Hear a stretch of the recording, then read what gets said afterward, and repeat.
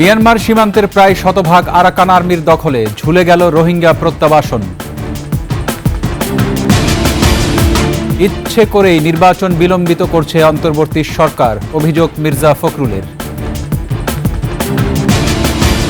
সচিবালয়ে প্রবেশ সীমিত, সাংবাদিকদের অস্থায়ী প্রবেশ পাসের জন্য বিশেষ সেল গঠন।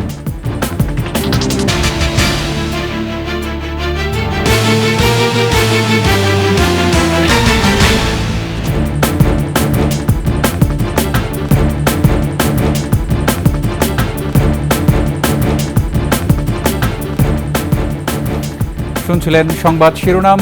আমন্ত্রণ ২১-এর সংবাদে, সাথে আছি রক্তিম ত্রিপুরা। দর্শক, ২১ টেলিভিশনের সংবাদ একই সাথে সরাসরি দেখতে পাবেন আমাদের ফেসবুক পেজ www.facebook.com/2124 অনলাইনে। এছাড়া সাবস্ক্রাইব করতে পারেন www.youtube.com/@21etv চ্যানেলে। দিনের পর দিন অনির্বাচিত সরকার ক্ষমতায় থাকা ঠিক নয়। অন্তর্বর্তী সরকার ইচ্ছে করেই নির্বাচন বিলম্বিত করছে, এমনটাই বললেন বিএনপি মহাসচিব মির্জা ফখরুল ইসলাম আলমগীর। এদিকে সচিবালয়ে আগুনের ঘটনায় জড়িতদের নাম দ্রুত প্রকাশের দাবি জানিয়েছেন বিএনপি চেয়ারপারসনের উপদেষ্টা জয়নুল আবদিন ফারুক। মাহিলা ইসলামের রিপোর্ট। জাতীয় প্রেস ক্লাবে জাতীয় গণতান্ত্রিক পার্টি জাকপাড়া আলোচনায় অংশ নেন বিএনপির মহাসচিব মির্জা ফখরুল ইসলাম আলমগীর। বাংলাদেশের স্বাধীনতা সার্বভৌমত্ব রক্ষার ক্ষেত্রে তিনি বলেন, চাল, ডাল, তেল সহ নিত্যপণ্যের দাম সাধারণ মানুষের ক্রয় ক্ষমতার বাইরে। চাল, ডাল, তেল, লবণ, ডিম, মাছ, মুরগি প্রত্যেকটার দাম বেড়ে গেছে। সাধারণ মানুষের জীবন এখন অতিষ্ঠ হয়ে গেছে। এটার দিকে কিন্তু তাদের কোনো খেয়াল নেই।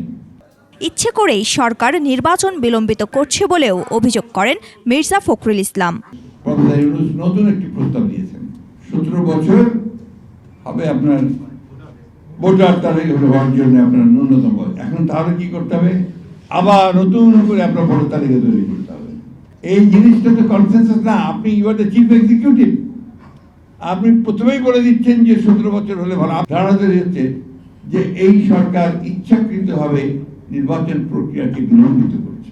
সভায় দলের চেয়ারপারসনের উপদেষ্টা আমানুল্লাহ আমান বলেন, ভারতে বসে ফ্যাসিস্ট হাসিনার ষড়যন্ত্র চলছে। আজকে বাংলাদেশের জনগণ ঐক্যবদ্ধভাবে এই পতিত স্বৈরাচারের ষড়যন্ত্র মোকাবেলা করে আগামী দিনে একটি নির্বাচন দেবে এবং এই নির্বাচন আদায় করবে, এটাই আজকে সকলের শপথ। দেশ এক ভয়ানক বিপদের দিকে এগিয়ে যাচ্ছে বলে আশঙ্কার কথা জানান 12 দলীয় জোট নেতা মোস্তফা জামাল হায়দার। জাতীয় ঐক্যকে সুপ্রতিষ্ঠিত করে সেই বৈদেশিক যে ষড়যন্ত্র, যুদ্ধাবস্থা, দেশে অস্থিতিশীলতা সৃষ্টি করার যে পায়তারা, তাকে মোকাবিলা করতে হবে। জাতীয় প্রেস ক্লাবের সামনে এক প্রতিবাদ সমাবেশে বিএনপি চেয়ারপারসনের আরেক উপদেষ্টা জয়নুল আবদিন ফারুক বলেন, ষড়যন্ত্র প্রতিহত করতে হলে দ্রুত নির্বাচনের ব্যবস্থা করতে হবে। কারো কথা নয়,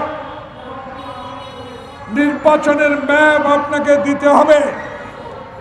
নির্বাচিত প্রতিনিধি ছাড়া সংস্কার সম্পূর্ণ হবে না। দ্রুত নির্বাচন দিলেই সব ষড়যন্ত্র ব্যর্থ হতে পারে বলে মনে করেন অন্যান্য রাজনৈতিক নেতারা। দয়া করে অতি সত্বর সুযোগ করে দেন। মাহিলা ইসলাম, 21 টেলিভিশন, ঢাকা। সীমিত করা হয়েছে সচিবালয়ে প্রবেশ, তবে শিগগিরই সাংবাদিকদের অ্যাক্রিডিটেশন কার্ডগুলো পর্যালোচনা করবে সরকার। ফেসবুক পোস্টে একথা জানিয়েছেন প্রধান উপদেষ্টার প্রেস সচিব শফিকুল আলম। এদিকে সাংবাদিকদের নতুন করে অস্থায়ী প্রবেশ পাসের জন্য বিশেষ সেল গঠনের কথা জানিয়েছে স্বরাষ্ট্র মন্ত্রণালয়। মফিউর রহমানের রিপোর্ট। কেপিআই বা গুরুত্বপূর্ণ স্থাপনা নিরাপত্তা বিবেচনা করে সচিবালয়ে প্রবেশ সীমিত করা হয়েছে। শুক্রবার রাত প্রায় 11টার দিকে সংবাদ বিজ্ঞপ্তিতে এ তথ্য জানায় স্বরাষ্ট্র মন্ত্রণালয়। বিজ্ঞপ্তিতে বলা হয়, সচিবালয়ে আগুনের ঘটনায় উদ্ভূত পরিস্থিতিতে সচিবালয় নিরাপত্তা বিঘ্নিত হওয়ার প্রেক্ষিতে এই আদেশ জারি করা হয়েছে। সেখানে আরও বলা হয়, সচিবালয়ের সার্বিক নিরাপত্তা বৃদ্ধির স্বার্থে সচিবালয়ে কর্মরত কর্মকর্তা কর্মচারীদের দেয়া স্থায়ী প্রবেশ পাস এবং অস্থায়ী প্রবেশ পাস ছাড়া বেসরকারি ব্যক্তিদের জন্য সব ধরনের অস্থায়ী প্রবেশ পাস বাতিল করা হল। এছাড়া সাংবাদিকরা অ্যাক্রিডিটেশন কার্ড দিয়ে সচিবালয়ে প্রবেশ করতে পারবেন না। এ আদেশ পরবর্তী নির্দেশ না দেয়া পর্যন্ত বলবৎ থাকবে বলেও বিজ্ঞপ্তিতে বলা হয়। এর প্রেক্ষিতে প্রধান উপদেষ্টার প্রেস সচিব শফিকুল আলম ফেসবুক স্ট্যাটাসে বলেন, সচিবালয় গুরুত্বপূর্ণ স্থাপনা বা কেপিআই হওয়ায় নিরাপত্তা বিবেচনা করে সচিবালয়ে সাংবাদিকদের প্রবেশাধিকার সীমিত করা হয়েছে। সরকার দ্রুতই সাংবাদিকদের অ্যাক্রেডিটেশন কার্ডগুলো পর্যালোচনা করবে বলেও জানান তিনি। সাংবাদিকদের প্রবেশাধিকার সীমিত করার বিষয়টি খুবই সাময়িক উল্লেখ করে ফেসবুকে পোস্ট দিয়েছেন প্রধান উপদেষ্টার ডেপুটি প্রেস সচিব আজাদ মজুমদারও। পোস্টে বলেছেন, কোনো সাংবাদিকদের কার্ড বাতিল করা হয়নি। আর সিনিয়র সহকারী প্রেস সচিব আহমেদ ফয়েজ ফেসবুক স্ট্যাটাসে জানান, পেশাদার সাংবাদিকদের কোনো ভয় নেই। ছাত্রলীগ, যুবলীগ ও আওয়ামী লীগের নেতাকর্মীদের হাতে শত শত কার্ড রয়েছে। তারা এই কার্ড ব্যবহার করে ভুয়া নিউজ বিভিন্ন পোর্টাল ও পত্রিকায় প্রচার করছে বলেও উল্লেখ করেন তিনি। সচিবালয়ে সাংবাদিকদের প্রবেশাধিকার সংক্রান্ত সিদ্ধান্তটি সাময়িক জানিয়ে স্বরাষ্ট্র মন্ত্রণালয় এক বার্তায় জানায়, বিশেষ সেলের মাধ্যমে অস্থায়ী পাশের ব্যবস্থা করা হবে। মফিউর রহমান, একুশে টেলিভিশন, ঢাকা। মিয়ানমার সীমান্তের প্রায় শতভাগ আরাকান আর্মির দখলে চলে গেছে বলে জানিয়েছেন পররাষ্ট্র উপদেষ্টা তৌহিদ হোসেন। এমন পরিস্থিতিতে রোহিঙ্গা প্রত্যাবর্তন নিয়ে এখনই কথা বলা যাচ্ছে না বলেও জানান তিনি। শনিবার রাজধানীর কৃষিবিদ ইনস্টিটিউশনে 2 দিনব্যাপী জাতীয় সংলাপের শেষ দিনের অধিবেশনে তিনি কথা বলেন। এছাড়াও ভূ রাজনৈতিক বাস্তবতায় জাতীয় নিরাপত্তাকে গুরুত্ব দেওয়ার পাশাপাশি ভবিষ্যৎ বাংলাদেশ নিয়ে জাতীয় ঐক্যের আহ্বান আসে সংলাপ থেকে। মাহতাব মিনহাজ জানাচ্ছেন বিস্তারিত। মিয়ানমারে চলছে গৃহযুদ্ধ। জান্তা সরকারের বিরুদ্ধে বিভিন্ন ফ্রন্টে যুদ্ধে লিপ্ত বিদ্রোহী গ্রুপগুলো। রাখাইন রাজ্যে দেশটির বিদ্রোহী গোষ্ঠী আরাকান আর্মি বাংলাদেশ মিয়ানমারের 350 কিলোমিটার সীমানার পুরোটাই নিয়ন্ত্রণে নিয়ে নেয়। 2 দিনব্যাপী জাতীয় সংলাপের শেষ দিনের অধিবেশনে ভূ রাজনৈতিক আলোচনায় প্রাসঙ্গিক হয়ে ওঠে বিষয়টি। 100% চলে গেছে তাদের বর্ডারে, কারণ শেষ দুটো যে তাদের স্ট্রংহোল্ড ছিল সেগুলি থেকে তারা বিতাড়িত হয়েছে। তাদের হেডকোয়ার্টার যেটা, সেটাও আরাকান আর্মি দখলে চলে গেছে। আমাদের স্বার্থ তো আমাদের দেখতে হবে। আমাদের স্বার্থ হচ্ছে মিয়ানমারের শান্তি প্রতিষ্ঠিত হোক। অধিবেশনের 4র্থ ও 5ম সেশনে বক্তারা কথা বলেন দেশের নির্বাচন, সংস্কার, দেশের স্বার্থ ও নিরাপত্তা নিয়ে। ভূরাজনৈতিক আলোচনায় প্রাসঙ্গিক হয়ে ওঠে রোহিঙ্গা প্রত্যাবর্তনের বিষয়টি। রাষ্ট্রের চেয়ে গ্রুপের বা একটা অলিগার্কির স্বার্থকে বেশি গুরুত্ব দেওয়া হয়েছে এবং তার মধ্যে যিনি প্রধান তার স্বার্থকে বেশি গুরুত্ব দেওয়া হয়েছে। একটা গণতান্ত্রিক সমাজ যদি প্রতিষ্ঠিত হয় তাহলে মানুষের স্বার্থ, গণমানুষের স্বার্থটা প্রাধান্য পাবে। বাংলাদেশের একটা এমন পররাষ্ট্রনীতি দরকার যেটা বাংলাদেশের স্বার্থ রক্ষা করে এবং বাংলাদেশের স্বার্থের ভিত্তিতেই তার নিরাপত্তাটা আসলে নানাভাবে তার কৌশলটা নির্ধারিত হয়। দেশের পররাষ্ট্রনীতি কারো ব্যক্তিগত স্বার্থে না হয়ে যেন দেশের স্বার্থ রক্ষায় হয়, সে বিষয়ে আলোচনা করেন আলোচকরা। প্রত্যেকটি দেশে আপনারা দেখবেন ন্যাশনাল সিকিউরিটি এবং ফরেন পলিসির ব্যাপারে একটা ব্রডার কনসেনসাস আছে। আমাদের কোনো ন্যাশনাল সিকিউরিটি আর্কিটেকচার বাংলাদেশে নাই, বাংলাদেশে সেটা আমরা করতে পারিনি। জাতীয় নিরাপত্তার ক্ষেত্রে ন্যাশনাল সিকিউরিটি আর্কিটেকচার গঠনের পাশাপাশি গোয়েন্দা সংস্থাগুলোকে দেশের নাগরিকদের পক্ষে কাজ করারও আহ্বান আসে সংলাপে। সংস্কার যে কোনো সময় করা যায়, might take just 1 year and then you go for election. এখানে যেটা দরকার সেটা হচ্ছে understanding of the political parties. দেশের বর্তমান সংবিধানকে অগণতান্ত্রিক উল্লেখ করে এই সংবিধানকে সামনে রেখে সংস্কার কাজ সম্ভব নয় বলে মন্তব্য করেন আলোচকরা।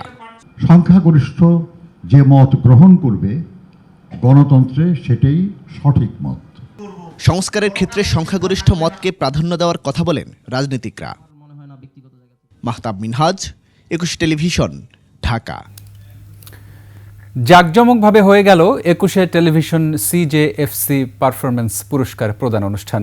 প্রধান অতিথি ছিলেন সংস্কৃতি মন্ত্রণালয়ের উপদেষ্টা মোস্তফা সারোয়ার ফারুকী। অনুষ্ঠানে 21শে টেলিভিশনের চেয়ারম্যান ও CEO আব্দুস সালাম এবং MD তাসনোভা মাহবুব সালাম উপস্থিত ছিলেন। অনুষ্ঠান শুরুর আগে জুলাই অভ্যুত্থানের শহীদদের স্মরণে 1 মিনিট নীরবতা পালন করা হয়। অনুষ্ঠানে 21শে টেলিভিশনের চেয়ারম্যান ও CEO আব্দুস সালাম বলেন, 21শে টেলিভিশন সবসময় বাংলাদেশের কৃষ্টি কালচার ধরে রাখার জন্য কাজ করে যাচ্ছে এবং ভবিষ্যতেও করবে। রাজধানীর একটি হোটেলে আয়োজিত অনুষ্ঠানে বাংলাদেশের জনপ্রিয় অভিনেতা অভিনেত্রীদের সঙ্গে কলা কুশলীরাও উপস্থিত ছিলেন। নিচ্ছি সংবাদ বিরতি, ফিরে এসে অন্যান্য সংবাদের সঙ্গে আরও যা থাকছে। ফ্যাসিবাদের ষড়যন্ত্র রুখতে ঐক্যের বিকল্প নেই বলছে রাজনৈতিক দলগুলো। আমন্ত্রণ আবারও 21শে সংবাদে। ফ্যাসিবাদের ষড়যন্ত্র রুখতে রাজনৈতিক দলগুলোর ঐক্যের বিকল্প নেই। নিজেদের অনৈক্যের সুযোগে স্বৈরাচার যেন আবারও মাথা চাড়া দিতে না পারে, সেজন্য সবাইকে সতর্ক থাকার আহ্বান জানিয়েছেন বিভিন্ন রাজনৈতিক দলের নেতারা। সোহরাওয়ার্দী উদ্যানে খেলাফত মজলিসের সাধারণ অধিবেশনে তারা আরও বলেন, জুলাই বিপ্লবে যে নতুন বাংলাদেশ উপহার দিয়েছে ছাত্র জনতা, তা ধরে রাখতে সবাইকে ঐক্যবদ্ধ থাকতে হবে। রিপোর্ট আসিফ সুমিতের। খেলাফত মজলিসের দ্বাদশ অধিবেশনে অংশ নিতে সোহরাওয়ার্দী উদ্যানে ছিল নেতাকর্মীর ভিড়। অধিবেশনের উদ্বোধন করেন দলের উপদেষ্টা মাওলানা ইসহাক। অংশ নেন বিএনপি, জামাত সহ বিভিন্ন রাজনৈতিক দলের শীর্ষ নেতারা। বক্তারা বলেন, নিজেদের মধ্যে কোনো বিভাজন করা চলবে না, তাহলে সুযোগ নেবে ফ্যাসিস্টের দোসররা। বিগত 16 বছর যাবত যারা গুম, খুন, লুটপাট, মামলা হামলা আর নির্বাচনের সাথে জড়িত, তাদের বিচার করতে হবে। পুলিশের একটা বিভাগ ছিল, তারা এই বই ছাপাতো আর মুসলমানদেরকে ধর্মীয় যারা একটু ভাবাপন্ন নামাজ কালাম বেশি করতো, ওদেরকে একজনকে টার্গেট নিয়ে নিত।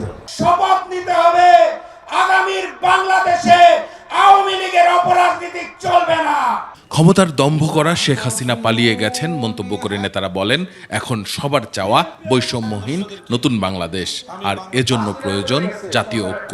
বিশেষভাবে বলতে চাই, আপনাদের দুই দলের যে কোনো কারণে যদি এই ঐক্যের মধ্যে কোনো ফাটল তৈরি হয়, জাতির কাছে আপনাদের জবাবদিহিতার কাঠ গড়ায় দাঁড়িয়ে জবাব দিতে হবে।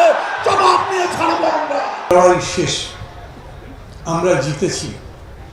এখন লড়াই হচ্ছে ওই যে আন্দোলনের মধ্যে দিয়ে স্লোগান উঠেছিল, এই বাংলাদেশ চাই না, নতুন বাংলাদেশ চাই, নতুন বাংলাদেশ গড়বার লড়াই। অধিবেশনে বিএনপি ও জামাতের শীর্ষ নেতারা বলেন, ভারতে বসে চক্রান্ত করছে শেখ হাসিনা। যদি ঐক্য না থাকে তাহলে ভারতের আগ্রাসনের শঙ্কা রয়েছে। নিজের বাড়িও সেফ না, বাংলাদেশে আগুন জ্বালাবেন, নিজের শান্তিতে থাকবেন, এটা কিন্তু সম্ভব না, এটা হয় না।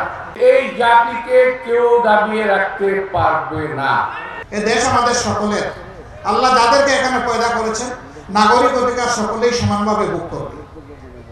তবে আমরা এও বিশ্বাস করি, দেশের নিরাপত্তা ব্যবস্থা এমন হওয়া উচিত, যদি আমার মসজিদ পাহারা দেওয়ার দরকার না হয়, তাহলে মন্দিরের জন্য পাহারা দেওয়ার দরকার না হয়। আমরা মানুষকে আশ্বস্ত করে বলেছি। আসিফ সুমিত, 21 টেলিভিশন, ঢাকা।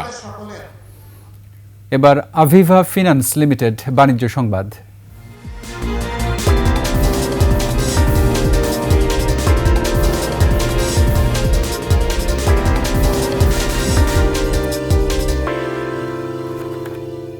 এই মুহূর্তে বাংলাদেশ ব্যাংকের রিজার্ভ 20 বিলিয়নের উপরে আছে বলে জানালেন বাংলাদেশ ব্যাংকের governor doctor Ahsan H Mansur.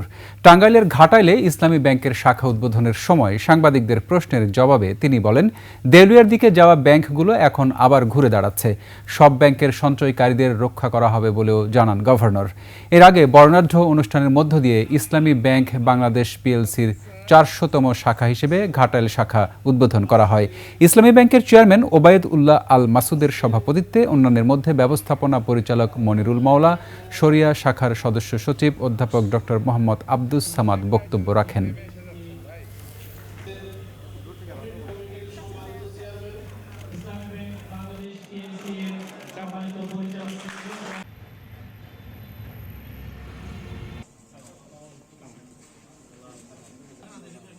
Sir, please, sir.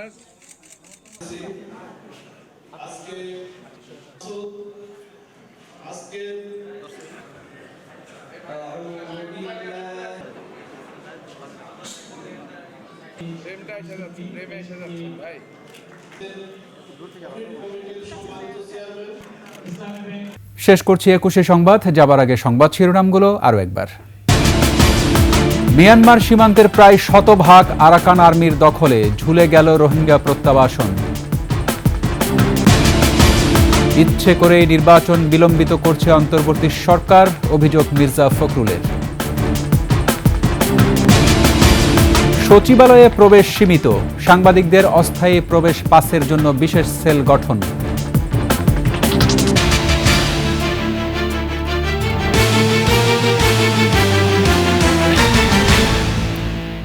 সর্বশেষ সংবাদ জানতে ডায়াল করুন 2021 নম্বরে আর ভিজিট করুন ekushe-tv.com ওয়েবসাইটে। ফেসবুকে ভিজিট করতে পারেন www.facebook.com/ekushe24 অনলাইনে। এছাড়া সাবস্ক্রাইব করতে পারেন www.youtube.com/@ekushe-etv চ্যানেলে।